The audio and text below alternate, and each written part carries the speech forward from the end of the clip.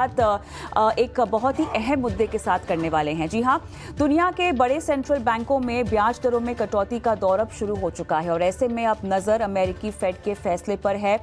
4 साल में पहली बार यहाँ पर रेट में कटौती की उम्मीद की जा रही है। अब ये कटौती 50 बेसिस पॉइंट होगी या 25 पीपीएस होगी, ये देखना होगा। इस पर कयास कई ज़्यादा लग भी रहे हैं। रेट कट पर यूएस फेड के फैसले से भारत के घरेलू बाजार पर आखिर किस तरह का असर पड़ेगा? एफपीआई में निवेश की क्या बढ़ोतरी होगी? वहीं डेट इक्विटी के पोर्टफोलियो में कहाँ आपको फोकस करना चाहिए? क्या दरें घटने से कंजम्पशन सेक्टर को बूस्ट मिलेगा? रेट कट से किन सेक्टर्स को फायदा होगा?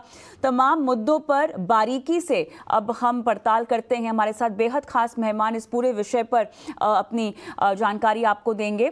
आदित्य बिरला सन लाइफ एएमसी के एमडी और सीईओ ए बालासुब्रमण्यन हमारे साथ जुड़ गए हैं और साथ ही विसिल एएमसी के फिक्स्ड इनकम के को हेड कौस्तुभ गुप्ता हमारे साथ हैं स्टूडियो में। आप दोनों का बहुत बहुत स्वागत है हमारी इस बेहद खास पेशकश में। दर्शकों को आज आपसे बहुत कुछ सीखने को मिलेगा, पोर्टफोलियो की रणनीति के लिहाज से और बाजार में भी क्या रणनीति बांधी जाए उस लिहाज से। शुरुआत आपसे करती हूँ। ये सवाल दोनों से पूछूंगी, एक तरह का जवाब होने की ज्यादा उम्मीद है मुझे। हालांकि तो रेट कट 25 या 50, ये तो बड़ा डिबेट है एक्चुअली।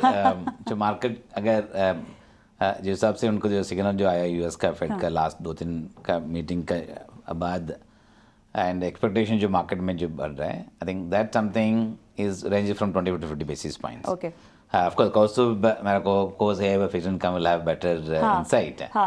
बट जो सब मैं देखता हूँ, आज जो हिसाब से देखता हूँ, अगर यूएस का अगर इकोनॉमी देखें, clearly is in a growth path. I think they have been surprising on the positive side. अगर कंपनीज का अर्निंग्स आप देखते हैं, इंटरेस्ट रेट इतना बढ़ने के बाद भी कॉर्पोरेट अर्निंग्स उधर यूएस में अच्छा चल रहा है, एम्प्लॉयमेंट रेट ठीक से चल रहा है एंड ग्रोथ का भी अभी आज तक रिसेशन का कुछ बात नहीं चल रहा है। therefore इकोनॉमिक ग्रोथ अगर ठीक से चलते हैं सो कितना आपको उनको इंटरेस्ट रेट कटा सकते हैं immediately, something will be a question mark. And even inflation largely under control. So in this kind of scenario उनका राइट बैलेंसिंग करना पड़ेगा एंड इंटरेस्ट रेट्स अगर ज़्यादा से कट करने की उम्मीद भी दे दी है, then can also lead to a reflection of recession kind of things. Therefore ये सब अगर कॉइन करके अगर देखते हैं तो मेरे हिसाब से 20 बेस पॉइंट्स रेट कट आना चाहिए, so that at least set the ball rolling for rate cut reductions. So बढ़ने के टाइम उनको एक्चुअली जोर से बढ़ाया था एक्चुअली, क्योंकि तब भी उनका जरूरत भी थी एक्चुअली। आई थिंक आज के दिन पे जल्दी से रेट कट करके वो सिग्नल देने का उतना जरूरी नहीं है,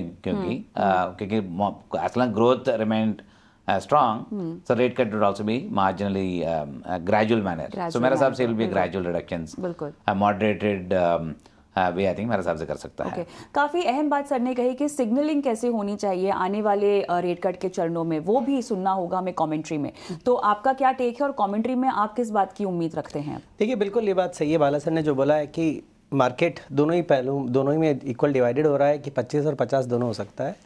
इम्पॉर्टेंट ये है कि ये समझना कि फेड जो ये रेट कट कर रहा है वो इसलिए कर रहा है क्योंकि अब उन्हें लगता है कि जो उनकी लड़ाई थी महंगाई के अगेंस्ट में, इन्फ्लेशन के अगेंस्ट में, वो उनको लगता है वो जीत चुके हैं। उनका लॉन्ग टर्म इन्फ्लेशन टारगेट 2% है और अगर आप 3 महीने 6 महीने का मोमेंटम देखेंगे वहाँ की महंगाई का, वो 2% के आसपास पहुँच चुका है। अब उनका जो दूसरा मैंडेट है फेड का, वो है कि स्टेबल इकोनॉमी रहनी चाहिए। एम्प्लॉयमेंट में है, उनमें अनएम्प्लॉयमेंट ज़्यादा ऊपर नहीं होना चाहिए। अगर आप डेटा देखेंगे पिछले 1 साल का एम्प्लॉयमेंट का नंबर बहुत बड़े तादाद से बढ़ा दिया गया है, यानी जो पहले एस्टिमेट आए थे उससे ज़्यादा अनएम्प्लॉयड लोग हैं। खराब स्थिति में नहीं है लेकिन पहले से ज़्यादा है। और इस स्थिति में अगर फेड ज़्यादा दिनों तक रेट ऊपर रखता है तो उनको ये डर है कि ये टाइट मॉनेटरी कंडीशंस किसी रिसेशन के फॉर्म में कन्वर्ट हो सकती है, इसलिए फेड ये रेट कट कर रहा है। बड़ी चीज़ ये है कि हमें उसके मैसेज से ये समझना पड़ेगा कि वो क्या चाह रहे हैं, कि वो कितनी जल्दी अपनी ब्याज दरों को नॉर्मलाइज या सामान्य लेवल पर लाना चाहते हैं। अगर आप पिछले 10 साल, 15 साल, 20 साल का एवरेज देखेंगे तो फेड की जो रेट्स हैं वो अराउंड 2 से 2.5% के बीच में रही हैं। आज वो रेट 5.25 है, यानी हम लॉन्ग टर्म एवरेज से 3.25% ऊपर चल रहे हैं। तो फेड के पास ये क्लियर है कि उनके पास स्पेस बहुत ज़्यादा है रेट काटने की। बात यह है कि वो किस तेज़ी से उस स्पेस के यूज़ करना चाहते हैं। अगर वो कॉशियस रहना चाहते हैं तो वो शायद 25 करेंगे। अगर वो कॉन्फिडेंट है अपनी इकोनॉमी को लेकर कि उन्होंने इन्फ्लेशन का बैटल जीत लिया है तो वो 50 से चालू कर एक सिग्नल देना चाहेंगे कि वो चाहते हैं कि ये जो टाइटर मॉनेटरी कंडीशन है वो जल्द से जल्दी नॉर्मलाइज की जाए, सामान्य हालात में आए, और ये उनकी पहल होगी इस कोशिश की कि जो इकोनॉमिक जो है, जो स्लो डाउन है, मोमेंटम जो इकोनॉमी ने पाया है पिछले 3-6 महीने में, जो कि जरूरत थी इन्फ्लेशन के बैटल को जीतने के लिए, अब वो स्लो डाउन ज़्यादा इकोनॉमी को हानि ना पहुंचाए। तो जो ग्रोथ सेक्रीफाइस है वो कम करने की अगर कोशिश है तो 50 बेसिस का रेट कट होगा। इसलिए हमारा अनुमान है कि 25-50 से फर्क नहीं पड़ता है, फर्क ये पड़ता है कि कमेंट्री में फेड क्या कहना चाहता है कि वो किस तेजी से चीजें नॉर्मलाइज कर रहे हैं। बिल्कुल, साथ ही ऐसा कोई सिग्नल वो नहीं देना चाहेंगे, क्योंकि हमें ये भी देखना है कि चुनाव का माहौल है वहां पर, तो बहुत ज्यादा अग्रेसिवली या इस तरह का कमेंट जहां पर हम बहुत तीव्रता से ब्याज दरें काटेंगे, उसका भी शायद सिग्नल देने से परहेज किया जा सकता है फेड की तरफ से। बहरहाल अब इस पूरे सिनेरियो को भारत के संदर्भ में अगर मुझे समझना हो सर, हम तो काफी समय से इंतजार कर रहे थे कि यहाँ पे शुरू हो जाएंगे ब्याज दरें का घटना, तो हम यहाँ पे शुरू करेंगे। हाल ही में आरबीआई गवर्नर साहब ने महंगाई को लेकर अपनी एक और बात सामने रखी है कि अभी तो फिलहाल हम कंफर्टेबल बैंड में हैं महंगाई को लेकर, लेकिन आने वाले वक्त में भी महंगाई हमारे कंफर्टेबल बैंड में रहनी चाहिए, इस बात पे उनकी नजर रहेगी। और साथ ही कुछ कमेटी मेंबर्स को लेकर जो बदलाव होने वाले हैं वो अब हमें होते हुए दिखाई देंगे। ओवरऑल घरेलू फ्रंट पे आरबीआई का स्टैंड आपको कैसा आता हुआ दिखाई दे रहा है इस रेट कट के नतीजे के बाद? आई थिंक ये रेट कट के बाद आई थिंक इंडिया के स्टैंड चेंज नहीं होंगे इमीडिएटली, क्योंकि अपना इंटरेस्ट रेट उतना बड़ा भी नहीं था एक्चुअली। इंटरेस्ट रेट डिफरेंशियल्स अगर यूएस का और इंडिया का देखते हैं तो इंटरेस्ट रेट डिफरेंशियल बहुत कम हो गया था actually. US kept on rising interest rates, India ने राइज भी किया था पर उतना जल्द से नहीं किया। और दूसरा, इंटरेस्ट रेट बढ़ने के बाद भी, रिपो रेट 6.5 होने के बाद भी, इधर rate of interest on boring side में उतना बड़ा नहीं था actually. Interest rate borrowing cost अभी भी इंडिया में आई थिंक कम है, का वैरायटी ऑफ रीजंस है। फॉरेन जो जेपी मॉर्गन बॉन्ड इंडेक्स को जाने वाला था, उसका साथ साथ में I think Indian bond rates rally भी हो गया है, और इन्फ्लेशन अपना देश में आई थिंक कंट्रोल में है। फिर भी वन कैन नॉट इग्नोर जो रिसेंटली जो स्पाइक आया था actually, specially food inflation going up, जो आजकल में जो मानसून एराटिक मानसून है उसका आउटपुट कैसे आएंगे। So this kind of variables और 2-3 महीने 2-3 क्वार्टर देखने के बाद भी interest rate reduction I think India में हो सकता है एक्चुअली। बट नेक्स्ट दो पॉलिसी में मेरे हिसाब से फेड के साथ साथ में इंडिया में शायद I think no rate action होगा, शायद थोड़ा स्टैंड थोड़ा बदल सकता है, which normally RBI does it, they keep watching और जो ग्लोबल मार्केट सेंट्रल बैंक में कर रहे हैं उसका साथ साथ में आई थिंक कभी उनका सोच सकता है। बट इमीडिएट नेक्स्ट 2 क्वार्टर्स के लिए रेट कट उम्मीद का चांस बहुत कम है। थोड़ा सा कॉशियस रहना चाहेंगे शायद वो, जो कि हमेशा से मेरे ख्याल से आरबीआई रहता भी है। तो आप इसमें क्या ऐड करना चाहेंगे? और साथ ही मुझे आपसे बॉन्ड यील्ड्स पर भी अब बात करनी है, क्योंकि एक बार ये दरें कटना शुरू हो गई तो हम किस रेंज में उनको घूमता हुआ देखेंगे? देखिए, आरबीआई का जो टारगेट है वो उसको 2 जगह से मिला हुआ है। एक आरबीआई का जो खुद का एक्ट है, आरबीआई के एक्ट में लिखा है कि आरबीआई का टारगेट है कि price stability while keeping growth consideration into mind, यानी आप महंगाई को, जरूरी है कि आप महंगाई को कंट्रोल रखें, लेकिन साथ साथ आप ग्रोथ को भी तवज्जो दें। ये आरबीआई के एक्ट में लिखा हुआ है। जो पार्लियामेंट ने आरबीआई को मैंडेट दिया है वो दिया है कि टारगेट है 4% ±2 विथ फ्लेक्सिबल इन्फ्लेशन टारगेट। ना फ्लेक्सिबल, इसका मतलब है कि हमारा पॉइंट टारगेट नहीं है। 4% हम चाहते हैं कि 4% के ±2 में हम रहें, लेकिन साथ में हमारा फ्लेक्सिबल इन्फ्लेशन का टारगेट है, यानी वो फ्लेक्सिबिलिटी उन्होंने आरबीआई के जजमेंट पे छोड़ी है कि वो बाकी कंसिडरेशन को भी उतना ही बीच में, जब भी उनको लग रहा है कि हमारा अगर इन्फ्लेशन या महंगाई स्टेबल है तो बाकी कंसिडरेशन जैसे कि ग्रोथ हुआ, एक्सटर्नल सेक्टर हुआ, उस कंसिडरेशन को भी ध्यान में लाया जाए। अगर अपन हिस्ट्री देखें इसकी, तो जैसे 2020 में हमारा इन्फ्लेशन ऊपर था 4% से, लेकिन स्टिल आरबीआई रेट काट रहा था क्योंकि उस टाइम पे कोविड की वजह से ग्रोथ के अराउंड अनसर्टेनिटी बहुत ज़्यादा थी। अगर आप 2013 देखेंगे जब कि ये पूरा फ्रेमवर्क बन रहा था, तो उस टाइम पे हमारा एक्सटर्नल सेक्टर का जो माहौल था वो बहुत ख़राब स्थिति से देश निकल रहा था। आज के टाइम पे जब हम देख रहे हैं तो अगर ये 3 बड़े वेरिएबल हैं, क्या क्या? इन्फ्लेशन, ग्रोथ और एक्सटर्नल अकाउंट स्टेबिलिटी। फेड का रेट काटना आरबीआई को एक लेवल पे कंफर्ट देता है कि एक्सटर्नल अकाउंट पे अब हमारी जो अनिश्चितता है वो कम हो गई है। क्योंकि बहुत सारा जो फॉरेन इन्वेस्टर का पैसा जैसे ही वहाँ के रेट्स कम होंगे वो उन देशों में जाने की कोशिश करेगा जहाँ पे ग्रोथ ज़्यादा है या ब्याज दरें ज़्यादा महंगी है, तो हमारा फ्लोज जो है वो बेटर होंगे, तो वो निश्चितता हमारे पास कम हो गई है।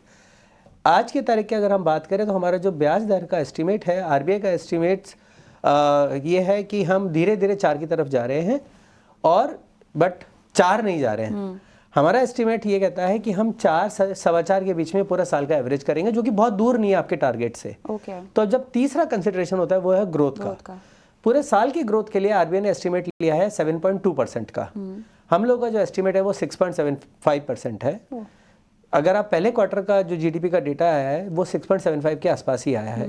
ये हो सकता है कि ये एक क्वार्टर का डेटा शायद एनोमली हो, क्योंकि इलेक्शंस थे, गवर्नमेंट स्पेंड नहीं कर पा रही थी, तो शायद आरबीआई को थोड़ा सा और डेटा क्लैरिटी चाहिए होगा ये असेस करने के लिए ग्रोथ का मोमेंटम जो है, जो स्लो हो रहा है वो स्लो कितना हो रहा है और किस तेजी से हो रहा है। जैसे जैसे ये डेटा आएगा उस बेसिस के ऊपर शायद आरबीआई कितना काटना है और किस तेजी से काटना है उसका कॉल ले पाएगा। अब अगर हमारे फंड हाउस का व्यू की बात किया जाए तो हमारे फंड हाउस का व्यू है कि 50 से 100 बेसिस का रेट कट होगा अगले 1 साल के अंदर।